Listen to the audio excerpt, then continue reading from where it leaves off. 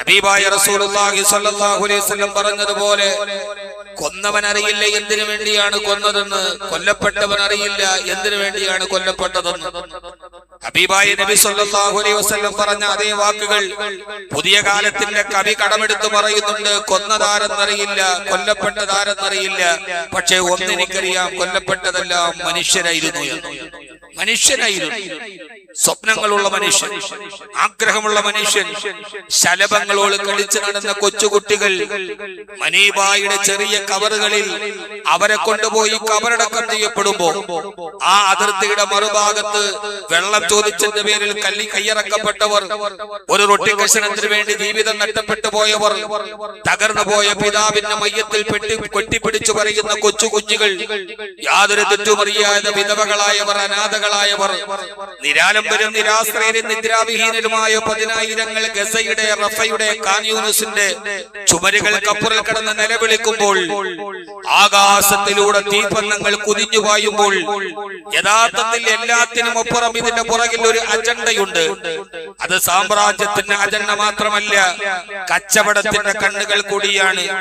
ഒരു പരമാധികാരരാട്ടത്തിന്റെ പരമാധികാരിയെ പാതിരാത്രിയിൽ പടക്കോപ്പുകൾ മുഴുവനും കൂട്ടി 155 അംഗരക്ഷകളുടെ ഇടനെഞ്ചുകളിലേക്ക് വെടിയുണ്ടകൾ തുളച്ചു കയറി വെനിസ്വേലയുടെ പ്രസിഡന്റ് നിക്കോളാസ് മദിയൂറയെ കയ്യാമം വെച്ച് തന്റെ സാമ്രാജ്യത്തിന്റെ മുമ്പിൽ ഉയർത്തിക്കൂട്ടുമ്പോ എണ്ണ വിപണിയുടെ 35% കൈക്കലാവുകയായിരുന്നു. ഇനി ബാക്കിയുള്ള ശതമാനവും കൂടി കൈക്കലാക്കാൻ ആഗോള വിപണിയിൽ മാത്സര്യ കച്ചവടത്തിന്റെ ഒളിയ അജണ്ടകൾ നടത്തുന്ന ഈ യുദ്ധഭീതികളുടെ മുകളിൽ, ഞാനിത് പറയാൻ കാരണം ഇന്നത്തെയും വാർത്ത ഉടനെയൊന്നും നിർത്താൻ സാധ്യതയില്ലെന്നാണ്. കരയുദ്ധത്തിലോട്ട് കിടക്കുകയാണ്. ആ സമയത്തും നാടിന്റെ നാനാഭാഗത്തും മറുഭാഗത്തും ആയിരക്കണക്കിന് നിരപരാധികൾ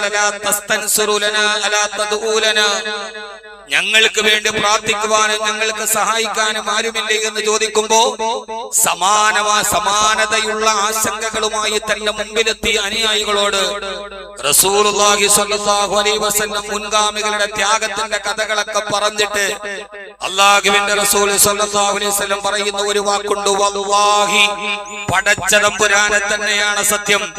കിഴക്കിന്റെ നഭസ്ഥലിയിൽ നിന്ന് സൂര്യനെ ഉദിപ്പിക്കുകയും പടിഞ്ഞാറ് അസ്തമിക്കുകയും ദിനരാത്രങ്ങളെ രാപകലിടക വ്യതിയാനങ്ങളെ വ്യത്യാസമില്ലാതെ കൈകാര്യം ചെയ്യുകയും ചെയ്യുന്ന ഖാലിഖുസ് സമാവാതി വൽ അർദ്, ആകാശഭൂമികളുടെ സൃഷ്ടികൻ, മാലിക്കുൽ മുലൂക്, രാജാക്കന്മാരുടെ മുഴുവനും രാജാവായ എന്നെയും നിന്നെയും ഈ പച്ചമണ്ണിൽ നിന്ന് പടച്ചെടുത്ത പടച്ചറപ്പിനെ തന്നെയാണ് സത്യം. ലയുത്തിമന്നല്ലാഹു ഹാദൽ അംറ ഹത്താ യസീറ റാകിബു മിൻ സൻആ ഇലാ ഹദറമൗത്ത്.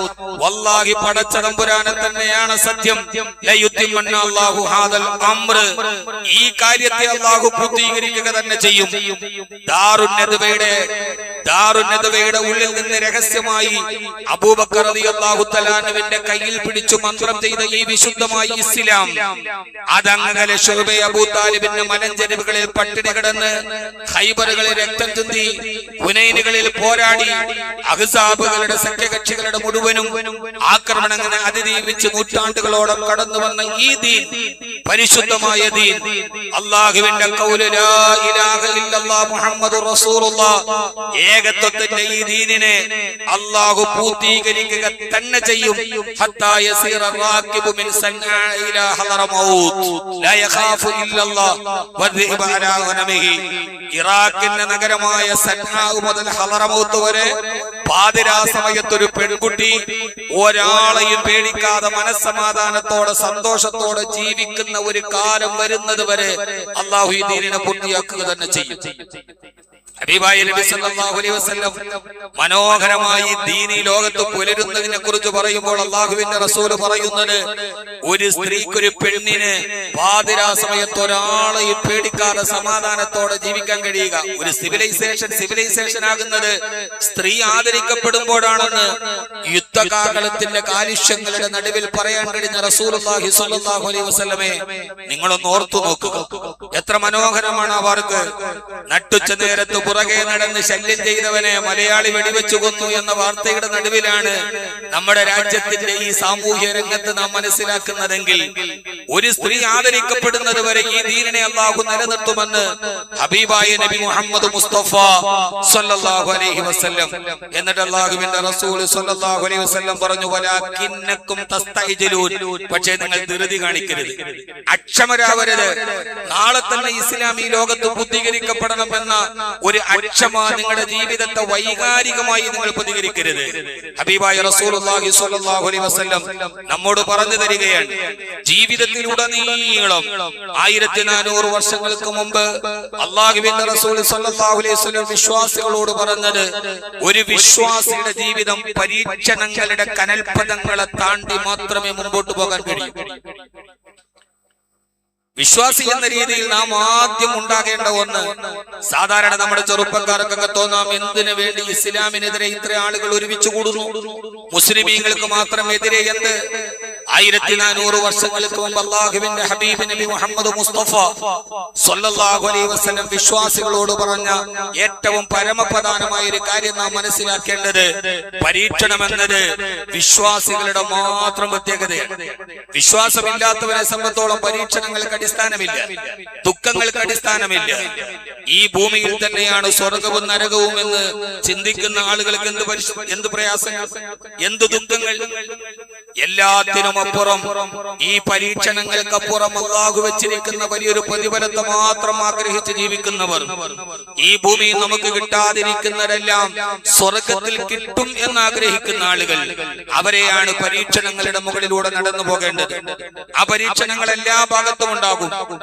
ആഗോള സാഹചര്യങ്ങളിൽ, സാമ്പത്തിക രംഗങ്ങളിൽ, സാമൂഹിക രംഗങ്ങളിൽ, രാഷ്ട്രീയ രംഗങ്ങളിൽ, വ്യക്തി ജീവിതത്തിൽ, ദാമ്പത്യ ജീവിതത്തിൽ, ഭൗതിക ജീവിതത്തിൽ, കച്ചവടങ്ങളിൽ, വ്യവഹാരങ്ങളിൽ എന്നുവേണ്ട ജീവിതത്തിന്റെ നിഖിലമായ മേഖലകളിലും പരീക്ഷണങ്ങളുടെ മുകളിലൂടെ അല്ലാതെ നടന്നു പോകാൻ കഴിയില്ല എന്നത് അല്ലാഹു നമ്മളോട് എല്ലാവരോടും പറയുന്ന ഒരു ചോദ്യമാണ്. എവിടെയാണ് നിങ്ങളുടെ സ്വർഗം എത്തി നിൽക്കുന്നത് എന്ന് ചോദിക്കുമ്പോ അല്ലാഹു ചോദിക്കുന്ന ഒരു ചോദ്യം, പരീക്ഷണങ്ങളില്ലാതെ എന്ത് ജീവിതമാണ്? खुशी जिंदगी की महलों में हमें सो नहीं सकता, जिंदगी की नुकेली पत्थर की रास्ते पर चलना चाहिए. ജീവിതം എന്ന് പറഞ്ഞാൽ ഖുശി ജിന്ദഗി की महलों में हमें सो नहीं सकता. ഈ മനോഹരമായ പട്ടുമെത്ത വിരിച്ച ഒരു ശീതീകരിച്ച റൂമിൽ സുഖമായി കിടന്നുറങ്ങാമെന്ന് നിങ്ങൾ കരുതുന്നുവെങ്കിൽ ഇല്ല, നിങ്ങളുടെ ചിന്തകൾ വ്യർത്ഥമാണ്. जिंदगी की नुकेली पत्थर की रास्ते पर चलना चाहिए.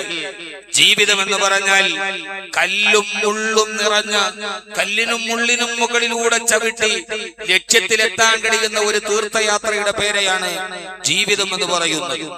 നിങ്ങളുടെ ചുറ്റുപാടുകളിലൊക്കെ ഈ പ്രയാസങ്ങളിലെല്ലാം ഉണ്ടാവാം. അല്ലാഹുവിന്റെ വിശുദ്ധമായ ഖുർആൻ നമ്മോട് ചോദിക്കുന്ന ഒരു ചോദ്യമുണ്ട്, അം ഹസിബ്തും മൻ തദ്ഖുലുൽ ജന്ന വലമ്മാ യഅലമില്ലാഹു അല്ലദീന ജാഹദൂ മിൻകും വയഅലമ സ്വാബിരീൻ. എന്തിനാണ് നിങ്ങൾക്ക് ഞാൻ ഈ പരീക്ഷണങ്ങളെ തരുന്നത്? അം ഹസിബ്തും അൻ തദ്ഖുലുൽ ജന്ന, സ്വർഗ്ഗത്തിന്റെ കവാടം നിങ്ങളുടെ മേൽ വെറുതെ തുറക്കപ്പെടുമെന്ന് നിങ്ങൾ കരുതുകയാണോ? അള്ളാഹുവിന്റെ ചോദ്യമാണ്. എത്ര മനോഹരമായിട്ടാണ് ചോദ്യം.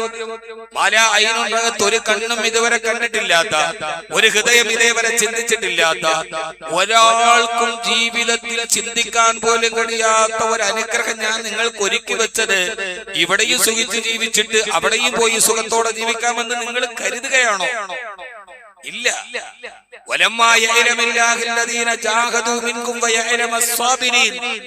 നിങ്ങളിൽ ആരാണ് ഈ പരീക്ഷണങ്ങളെ ക്ഷമയോടെ മറികടക്കുന്നത് എന്നറിയാൻ വേണ്ടിയാണ് നിങ്ങൾക്ക് ഞാൻ ഈ പരീക്ഷണങ്ങളെ തരുന്നതെന്ന് അല്ലാഹു സുബ്ഹാനഹു വ തആല നമ്മോട് പറയുന്നുണ്ട്. ആ പരീക്ഷണങ്ങൾ ഏതുമാകട്ടെ, ആന്തരികമാകട്ടെ, ബാഹ്യമാകട്ടെ, ആഗോളമാകട്ടെ, ഏതുമാകട്ടെ, ആ പരീക്ഷണങ്ങളെ പുഞ്ചിരിയോടെ നേരിടാൻ നമുക്ക് കഴിയണം. പുഞ്ചിരിയോടെ നേരിടാൻ നമുക്ക് കഴിയണം. അല്ലാഹു നമുക്ക് അതിനുള്ള ഈമാൻ നൽകി അനുഗ്രഹിക്കുമാറാകട്ടെ. ഞാൻ പറയുന്നത് നാനാഭാഗത്തും കേൾക്കുന്ന വാക്കുകൾ നമ്മുടെ ഹൃദയത്തെ അസ്വസ്ഥമാക്കാൻ പാടില്ല. ഇസ്ലാം തകരാൻ പോവുകയാണ്. അതുകൊണ്ട് എന്നാൽ പിന്നെ ഞാൻ ഇതിൽ നിന്ന് മാറി അടുത്തടുത്തേക്ക് പോവുകയാണെന്നല്ല. ചരിത്രത്തിന്റെ ഇന്നലകൾ നിങ്ങളോട് പറയുന്ന മനോഹരമായ ചരിത്രം നിങ്ങൾക്കറിയില്ലേ? 4 ഭാഗത്തുനിന്ന് ശത്രുക്കൾ. ഇത് ജാഊകും മിൻ ഫൗകികും വമിൻ അസ്ഫല മിൻകും. സൂറത്തുൽ അഹ്സാബ്. അഹ്സാബ് എന്ന് പറഞ്ഞാൽ തന്നെ സഖ്യകക്ഷികൾ എന്നാണ്. അമേരിക്കയും ബ്രിട്ടനും ഫ്രാൻസും എല്ലാവരുമുണ്ട്. നാനാഭാഗത്തുനിന്ന് ശത്രുക്കൾ വന്നു നിൽക്കുമ്പോൾ ഇത് ജാഊകും മിൻ ഫൗകികും വമിൻ അസ്ഫല മിൻകും. ഇത് ജാഊകും മിൻ ഫൗകികും, അങ്ങയുടെ മുകളിലൂടെ എതിരാളികൾ ആക്രമിച്ചില്ലേ നാവികസേന. വമിൻ ഫൗകികും വമിൻ അസ്ഫല മിൻകും, താഴ്ഭാഗത്തുനിന്ന് ആക്രമണം ഉണ്ടായില്ലേ? കരയുദ്ധം തുടങ്ങാൻ പോവുകയാണ്. മുകളിൽ നിന്നും താഴയിൽ നിന്നും 4 ഭാഗത്തുനിന്ന് സഖ്യകക്ഷികൾ അങ്ങേ ആക്രമിച്ചില്ല നബിയെ. ആ സമയത്ത് അങ്ങേ ആരാണ് രക്ഷപ്പെടുത്തിയത്? സായുധ സൈനിക സാമഗ്ര സന്നാഹങ്ങളിൽ ഏറ്റവും വലിയ പേർഷ്യയും റോമയും നിൽക്കുന്ന കാലത്ത് അങ്കുലി പരിമിതരായ ഒരു സഹാബത്തിനെ തകർക്കാൻ വരുമ്പോ 7 മുഴം നീളവും 10 മുഴം വീതിയുമുള്ള ഒരു കിടങ്ങ് കുഴിച്ചിട്ട് അങ്ങക്ക് സംരക്ഷണം ഒരുക്കിയവനാണ് ഞാൻ എന്ന് അല്ലാഹു സുബ്ഹാനഹു വ തആല നമ്മോട് പറയുന്നുണ്ട്. ഏതുവരെ ഞങ്ങൾ ഈ ലോകത്ത് നിന്ന് നശിപ്പിക്കപ്പെടുമെന്ന് എല്ലാവരും പേടിച്ചു പോയില്ല നബിയെ.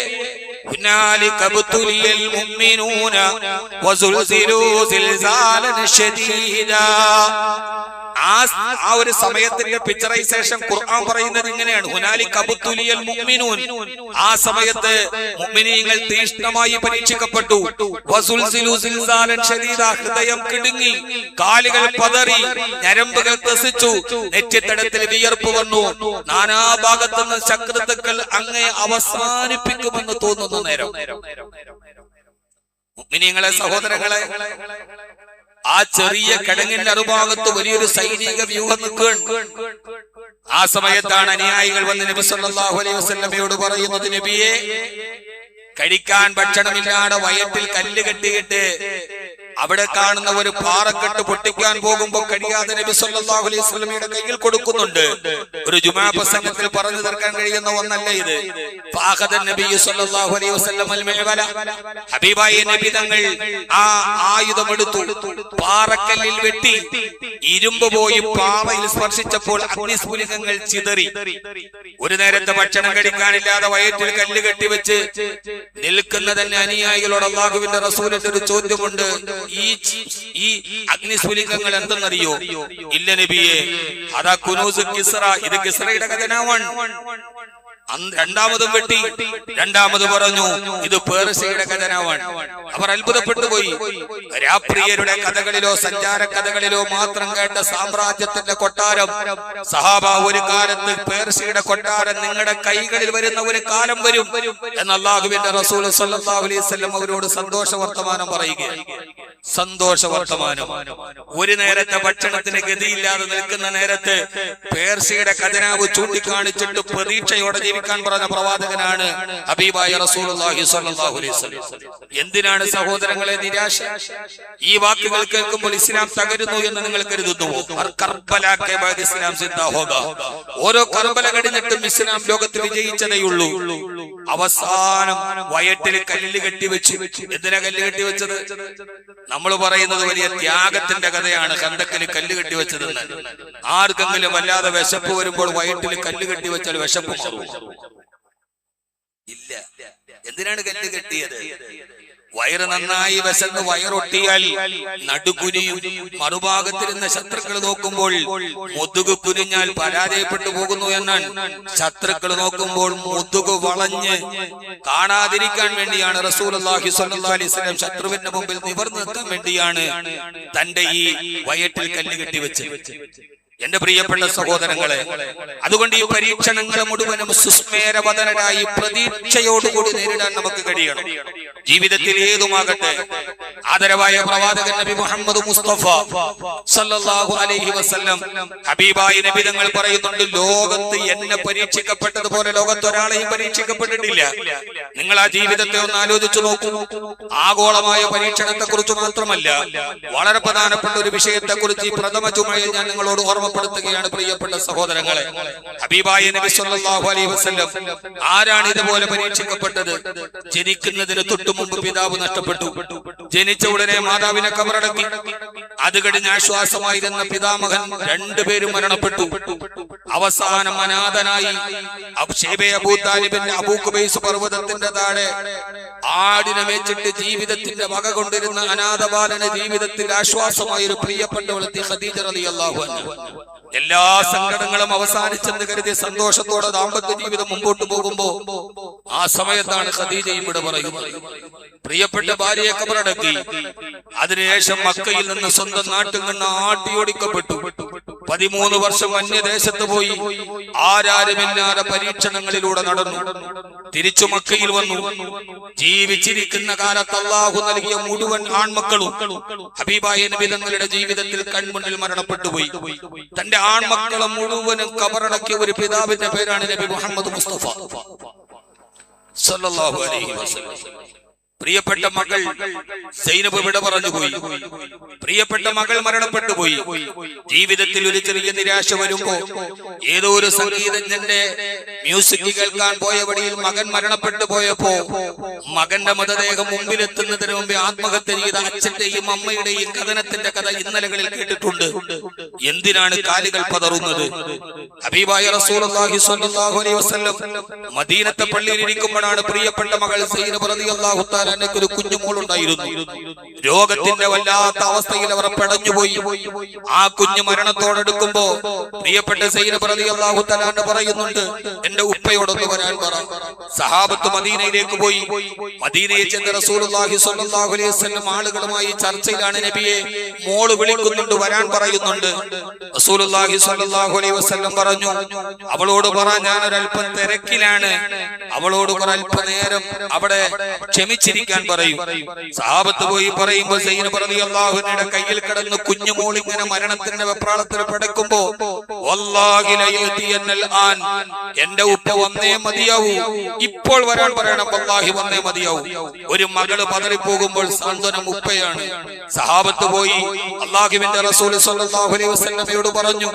ഹബീബായ നബി തങ്ങൾ അവിടെ ഇരിക്കുന്ന ആളുകളോട് ഒരിക്കൽ കൂടി പറഞ്ഞു, പ്രിയപ്പെട്ട സൈനബിനോട് പറ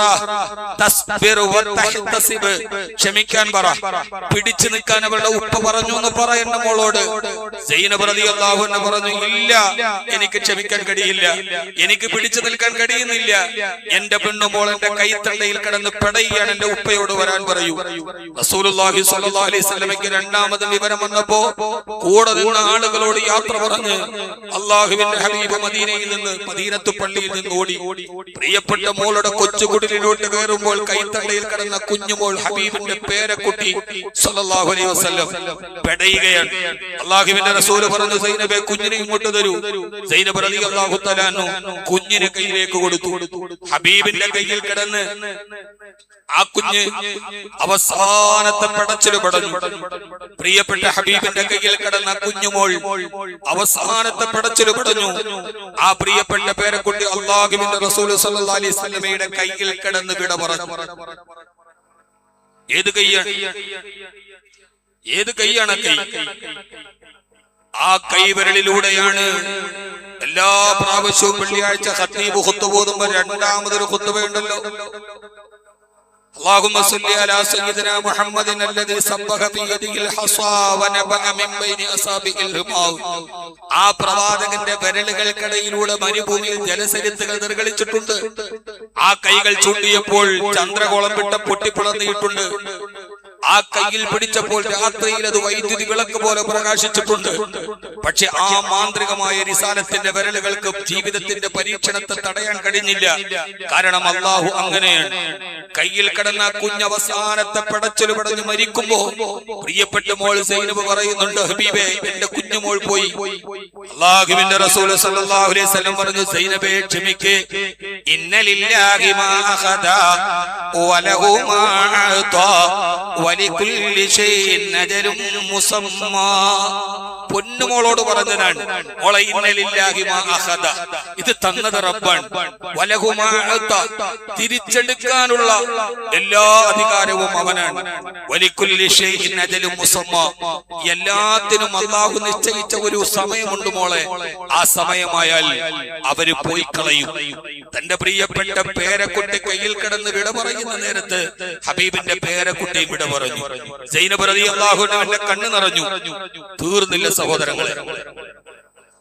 ആരെങ്കിലും ജീവിതത്തിന്റെ പരീക്ഷണങ്ങളുടെ തീച്ചുളയിൽ പോകുന്നെങ്കിൽ നിങ്ങൾ ഓർത്തുകൊള്ളുക, തീർന്നില്ല.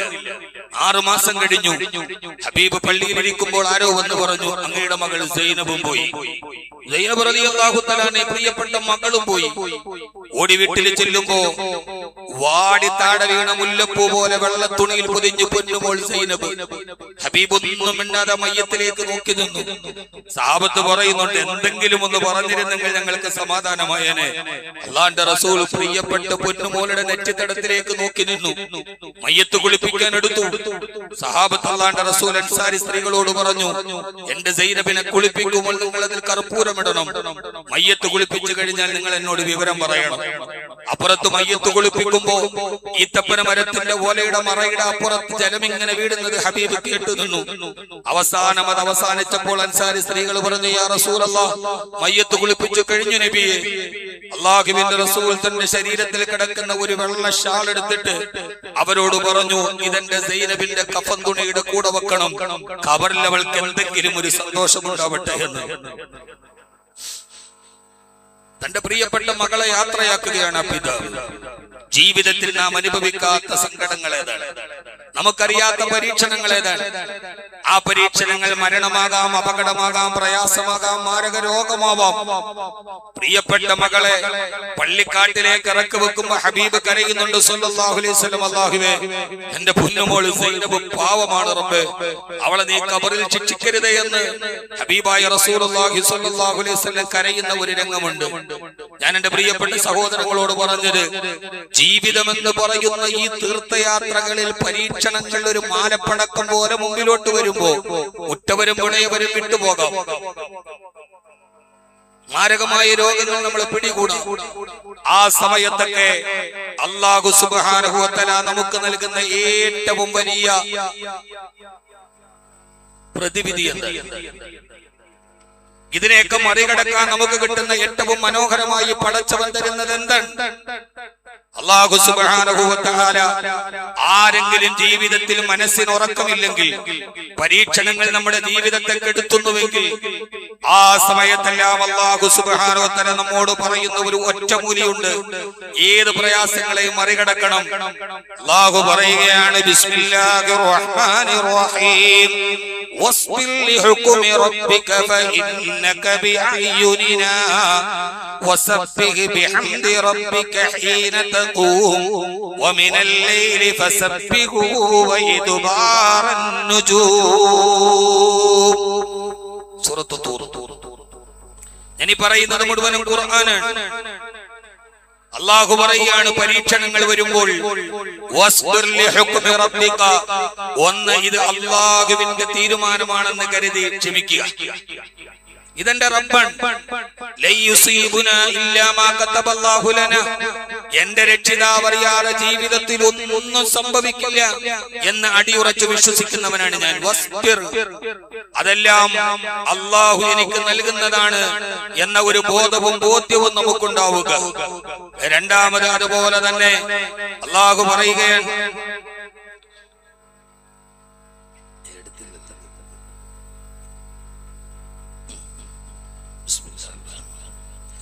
അല്ലാഹു തൗഫീഖ് നൽകട്ടെ.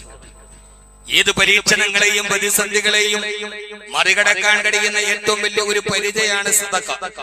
ആ സദഖ അല്ലാഹുവിന്റെ ഭവനത്തിനാകുമ്പോൾ അത് അത്രമേൽ മഹോത്തരമാണ്. അത് വെള്ളിയാഴ്ചയാണെങ്കിൽ അതിനേക്കാൾ അത്യുത്തമമാണ്. അതുകൊണ്ട് എല്ലാ പരീക്ഷണങ്ങളെയും അല്ലാഹു നമുക്ക് മറികടക്കാനുള്ള ഇച്ഛാശക്തി നൽകി അനുഗ്രഹിക്കുമാറാകട്ടെ. അല്ലാഹു പറയുകയാണ്, ഒന്ന്, ഈ വിഷയമൊന്നും ഒരു ജുമാ പ്രഭാഷണത്തിൽ ആറ്റിക്കുറുക്കി പറയുകയാണ്. വസ്ബിർ ലിഹുക്മി റബ്ബിക, എന്ത് വന്നാലും അതെന്റെ റബ്ബ് അറിയാം അറിയാതെ വരില്ല എന്ന ഉത്തമമായ ബോധ്യത്തോടുകൂടി ക്ഷമിക്കാൻ പഠിക്കുക. രണ്ടാമത്തേത് അടിമേ, നിന്നെ ഞാൻ കാണുന്നുണ്ട്, നിന്റെ പ്രയാസങ്ങൾ ഞാൻ അറിയുന്നുണ്ട്, നിന്റെ സങ്കടക്കടലുകൾ ഞാൻ അറിയുന്നുണ്ട്. ഇൻഷാ അല്ലാഹ് ഒരു ദിവസം ഇതിന് തീർച്ചയായും പരിഹാരമുണ്ടാവും. പക്ഷേ ധൃതി കാണിക്കരുത്. അള്ളാഹുവിനോട് കരഞ്ഞുകൊണ്ടേയിരിക്കുക, പറഞ്ഞുകൊണ്ടേയിരിക്കുക, ആവശ്യമുള്ളതെല്ലാം പറയുക. ആവശ്യം എന്തുണ്ടെങ്കിലും കുഴയണ്ട, റബ്ബിന്റെ വാതിൽ മുട്ടണം മടിക്കണ്ട. പടച്ചവനോട് പറയണം, ഞാൻ നിന്നെ കാണുന്നുണ്ട്, ഞാൻ അന്ധനല്ല, ബദിരനല്ല, പൊട്ടനല്ല. നിന്റെ പ്രയാസങ്ങൾക്ക് ഒരു ദിവസം അല്ലാഹു സുബ്ഹാനഹു വ തആല പരിഹാരം തരും. പക്ഷെ അങ്ങനെ തരണമെന്നുണ്ടെങ്കിൽ വെറുതെ തരുമെന്ന് പറഞ്ഞാൽ പോരാ. ഇന്നത്തെ വെള്ളിയാഴ്ച ദിവസം നിങ്ങൾ ഏറ്റുപിടിക്കുകയും അല്ലാഹു പറയാണ്, വസബ്ബിഹ് ബിഹംദി റബ്ബിക ഹീന തഖൂം വമിനൽ ലൈലി ഫസബ്ബിഹുഹു വഇദ്ബാറൻ നുജൂം. വസബ്ബിഹ് ബിഹംദി റബ്ബിക ഹീന തഖൂം. ഉറക്കത്തിൽ എഴുന്നേൽക്കുമ്പോൾ പടച്ചവനോട് തസ്ബീഹ് പറയണം. വമിനൽ ലൈലി ഫസബ്ബിഹുഹു, രാത്രിയിൽ ദിക്ർ ചൊല്ലണം. വഇദ്ബാറൻ നുജൂം, രാവിലെയും വൈകുന്നേരവും അല്ലാഹുവിന്റെ മുമ്പിൽ നീ സുജൂദ് ചെയ്യണം. രാവിലെയും വൈകുന്നേരവും നീ അല്ലാഹുവിന്റെ മുമ്പിൽ സുജൂദ് ചെയ്യണം. ഉടമയോട് അടിമ ഏറ്റവും അടുത്തിരിക്കുന്ന സമയം റസൂലുള്ളാഹി സ്വല്ലല്ലാഹു അലൈഹി വസല്ലം പറഞ്ഞു, സുജൂദിലാണ്. ആ സുജൂദുകൾ നിന്റെ ജീവിതത്തിൽ ഹീന തഖൂം, നീ എഴുന്നേൽക്കുന്ന നേരം. ഞാനൊന്ന് ചോദിക്കട്ടെ സഹോദരങ്ങളെ, ജീവിതത്തിലെ ആയുസ്സിലെ ഏറ്റവും മനോഹരമായ സമയമാണ് പ്രഭാതം. നാം ഉറക്കത്തിൽ എഴുന്നേൽക്കുന്ന നേരം, സുബഹിന്റെ നേരം. റമളാനിലെ സുബഹി പോലെയാണോ റമളാന് ശേഷമുള്ള നമ്മുടെ സുബഹി? ഏറ്റവും മനോഹരമായ സുബഹി ഈ റമളാന് ശേഷമുള്ള രണ്ടാമത്തെ വെള്ളിയാഴ്ച. അല്ലാഹുവിടെ പറയുന്ന ഹീന തഖൂം, എഴുന്നേൽക്കുന്ന നേരത്തുള്ള നിന്റെ പ്രഭാത നമസ്കാരം സുബഹി. ആ സുബഹി നമസ്കാരത്തെ നിങ്ങൾ എങ്ങനെയാണ് കണക്കാക്കിയത്? ഒരു മനുഷ്യന്റെ ജീവിതത്തിലെ, എന്റെ പ്രിയപ്പെട്ട മുഅ്മിനീങ്ങളെ, സഹോദരങ്ങളെ, ഏറ്റവും പ്രധാനപ്പെട്ട ഒന്ന് സുബഹിയാണ്. നിങ്ങളൊന്ന് എഴുന്നേറ്റ് നോക്കൂ. തതജാഫാ ജുനൂബുഹും അനിൽ മലാജിഇ യദഊന റബ്ബഹും ഖൗഫൻ വതമഅ. ഉറക്കത്തിന്റെ കരിമ്പടത്തിൽ നിന്ന് മാറി എഴുന്നേറ്റ് അല്ലാഹുവിനോട് ദുആ ചെയ്യുന്ന നേരം സുബഹിന്റെ ബാങ്ക് മണക്കാട് വലിയ പള്ളിയിൽ മുടങ്ങുന്നു.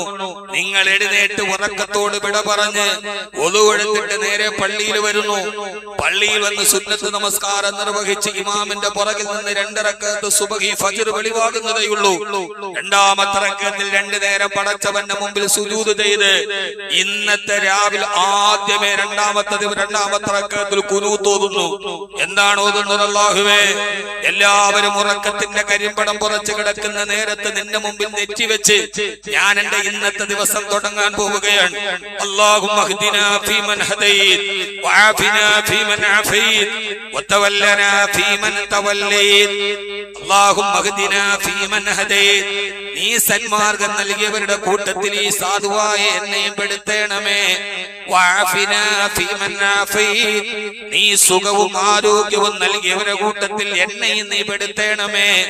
അല്ലാഹുവേ, വബാരിക് ലനാ ഫീമാ അഅതൈത്, നീ നൽകിയതിലെല്ലാം നിന്റെ ബറക്കത്ത് തരണേ റഹ്മാനെ. എന്റെ ഭാര്യയ്ക്കു വേണ്ടി, എന്റെ മക്കൾക്കു വേണ്ടി, എന്റെ ജീവിതത്തിന്റെ 2 അറ്റം തമ്മിൽ കൂട്ടിമുട്ടിക്കാൻ ഞാൻ ഇറങ്ങുന്നു റബ്ബേ. വബാരിക് ലീ ഫീമാ അഅതൈത്, ഇന്നത്തെ ദിവസം നീ എനിക്ക് തരുന്നതിലൊക്കെ നീ ബറക്കത്ത് തരണേ റബ്ബേ.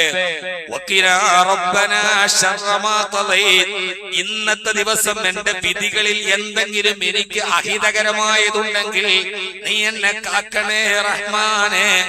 രാവിലത്തെ ദുആയാണ്.